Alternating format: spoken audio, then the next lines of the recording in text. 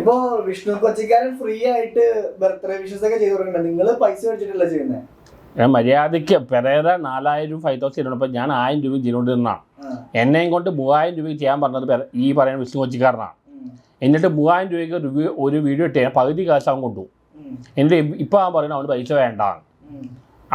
അവനെ ഞങ്ങളെ കൊണ്ട് ഞങ്ങൾ 2 പേര് ഉപയോഗിച്ചാണ് ഇവിടെ എത്തിയത്. ഉച്ച വരെ പെരേരയോടൊപ്പം നടക്കും, അതിന് എൻ്റെ ഒപ്പം ഞങ്ങളുടെ ഒപ്പം വന്ന് കഴിഞ്ഞാൽ ഞങ്ങളുടെ ഫോട്ടോ എടുക്കുക, വീഡിയോ എടുക്കുക, എന്നിട്ട് അവർ മീഡിയയ്ക്ക് അയച്ചു കൊടുക്കുക.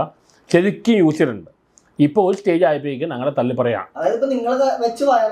ഞങ്ങളെ 2 പേര് വെച്ച് പെരേര കാശ് കൊടുക്കുന്നില്ല. പെരേര നന്നായിട്ട് കാശ് കൊടുത്തിട്ടുണ്ട്.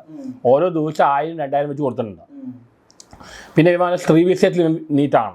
പെരേരയെ കുറ്റം പറയണം. ഈ പെരേരയുടെ ഒപ്പം ഒരു കള്ളടിക്ക് പോയ ആളാണ് വിഷ്ണു കൊച്ചിക്കാരൻ.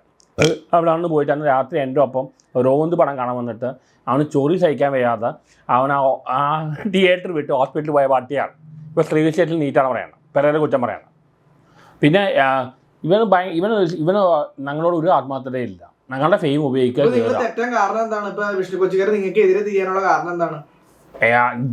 പെരേരയുടെ എന്തോ കണ്ണകിയുടെ ഇഷ്യൂ ആണ്. എൻ്റെ ക്യാൻസറിൻ്റെ അവളെ അതിൻ്റെ ഇഷ്യൂ ആണ്.